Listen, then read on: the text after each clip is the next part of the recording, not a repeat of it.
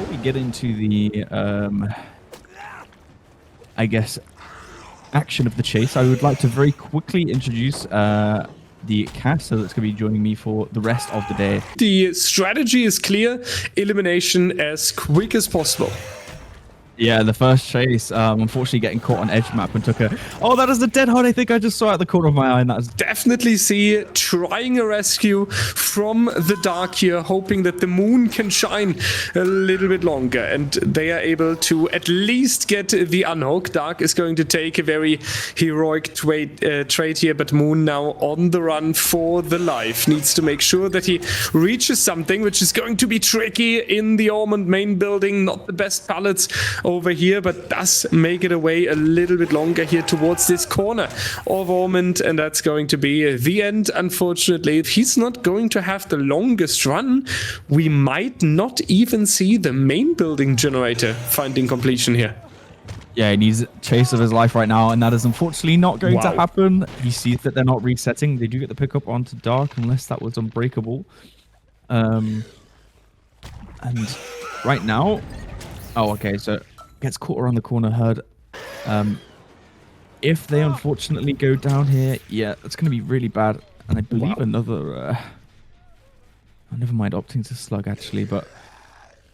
Yeah, DMR's the only remaining survivor and has been found. So I think we're looking at 4K4 right now. We absolutely do. 4K on 4 generators remaining in the lower bracket, where you cannot lose a match anymore, and where you certainly don't want to start into your best. Was put up by Demolisher from Team Affliction, so we basically have 90 seconds if we are having an efficient survivor team to finish these 2 generators. So you better get a few quick downs. Gonna protect that tunnel out, and that's exactly what I think the Affliction survivors need to do. They need to deny that tunnel out. Ace is immediately jumping off that hook in the distance, so you don't really have the biggest time win against the survivor side. Gustavo taking the injury right here, unfortunately vaulting into the blight, drops the pallet early over here, making sure that he's building himself a little bit of a fortress. That is the unlucky pallet that didn't work out for him earlier, and it's not going to be a second time so much longer. And then we see it very beautifully here right now, being in the corner with the snowmobile here. That's really not the position as the killer, where you can look over a lot of active generators, where you can push the survivors away. So that's just going to be the very unfortunate loss of the first set here. But good news for all the Jinx fans. This was basically going according to plan so far. Affliction picked the blight, so Affliction may have the first set point. Can't imagine this chase is going to last much longer. Gonna bump, and yeah, nice little flick around the corner. Eruption gonna proc. Is he gonna opt to pick? No, wants to slug. A third generator right there.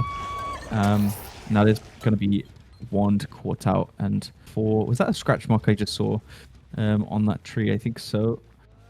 And has an idea of where Vizir is gonna be. Yeah, it's gonna be unfortunately caught on that pallet, and that's gonna be a 4K. This top side sees there's some progress too. So oh, has found Wand in the corner, actually. So that's all 4 survivors infected now. So knew that someone was around here, and predicts it pretty nicely. So it gets a nice little tag there onto Wand, of all the ones that you can do. Does he drop the pallet? No, decides to greed it. Does he have enough distance to make it back around? And he does, and gets hit over the pallet, unfortunately. Does he have enough distance? Doesn't look like he passed around the right way, and I think that's going to result in a hit potentially. It does. Unfortunately, he gets hit exactly the same way that Wand goes down, pulling the pallet, crawling into the mid-map closer to his teammates, probably. This is going to be K grabbing the Corrupt Purge, and does get hit over the window, unfortunately, not able to crouch in time. I think one of the crucial moments there was the downtime that we have witnessed during the first stage on the Cade, because effectively you have 2 choices, right? Either you agree on your survivor side, not really gaining some time, not really forcing K into deciding between 2 minutes of hook camping or guarding the generators, and the next survivor is already in the chase. This is also going really quickly now. How he's able to chain these chases together, and how Affliction is constantly under pressure. Sorry, Mizato is on the generator, and not able to win the mind game. They're pulling the pallet on that side and just going to swing around it. And yeah, K going to slug, understandably, and sees someone there with the eruption.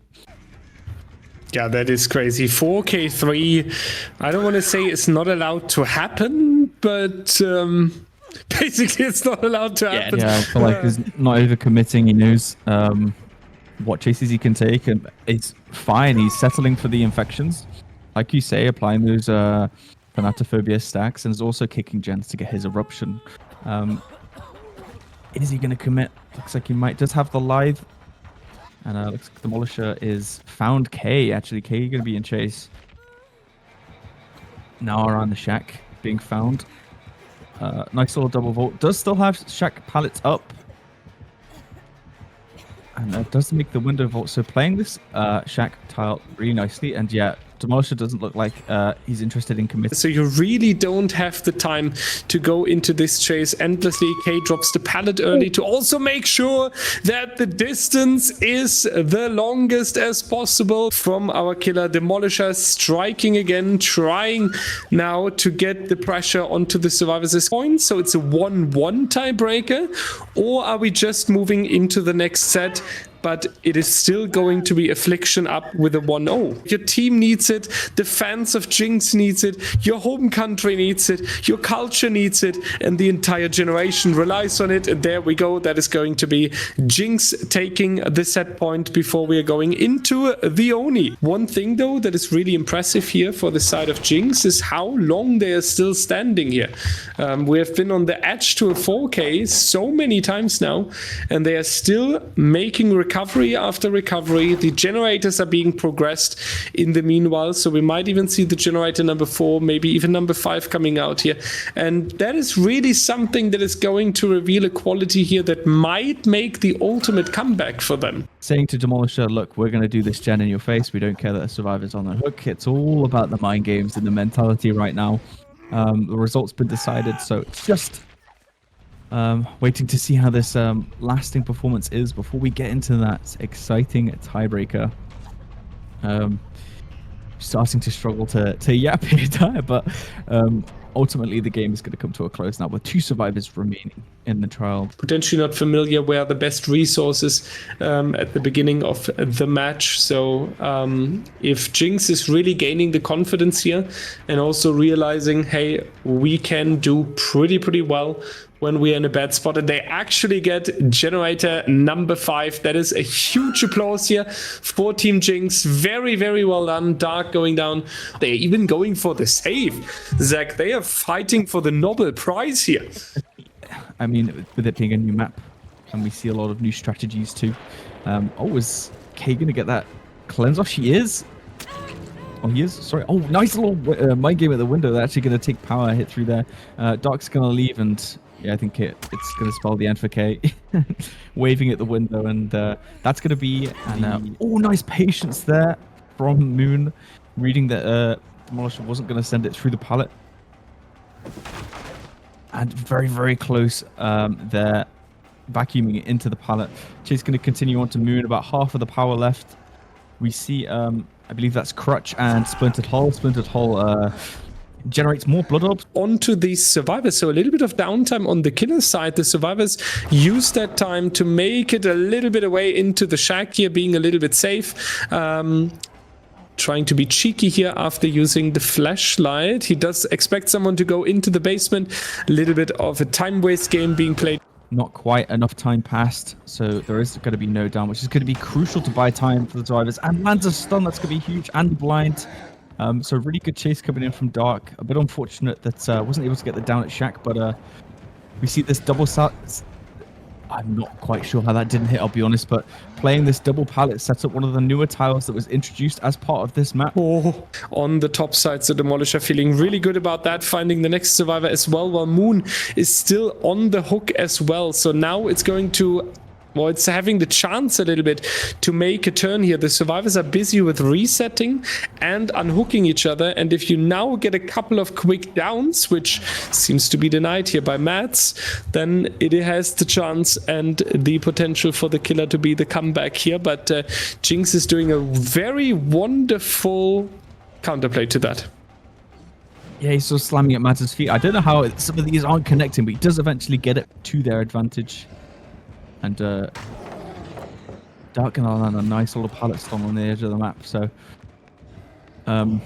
yeah, I want to say there were a couple of occasions where the gens were sort of relatively close to being done, but couldn't quite get there. But they got it done in the end. And I think I actually think that locker grab onto Mood was very crucial in I feel denying like he's that, trying to play this role model start on the Oni side, where you're trying to get the injury and then the down as an M1, then get the first hook stage and then have the power afterwards. But unfortunately, this really doesn't work here. Very well played by Gustavo on this very unsafe pallet, making sure that the Oni is taking a stun. Now, though, it is going to be the ultimate end. Going into the second stage there, Oni now going back. They could alternatively also leave Gustavo into the second stage and then just slam the gens here. Will be interesting what they are deciding to do. And going to be trying to block to see if maybe get that down. Has that 10 seconds of endurance. There's still some time. And has the safety of the pallet, but it's going to go down on the pallet, so there could be someone here looking for the save. We do not hear any footsteps, so still in this area, and it's going to be Visera as he pops power in his face. Unhook going to come through from Miyato, and has the sprint burst, but gets mind gamed around the edge of the map. This is going to be huge. Is he going to slug? Win condition is out, right? So, yeah, catches wander around the tree. A very respectable result, and the play doing a good job there, forcing us into the tiebreaker. I feel like Jinx very much deserves moving on in the winter circuit. 2 survivors dead now. And it's going to go down. On the second phone, contacting the behavior headquarter, asking for a server crash to initiate the restart here, but it is the ultimate ending right here. Dark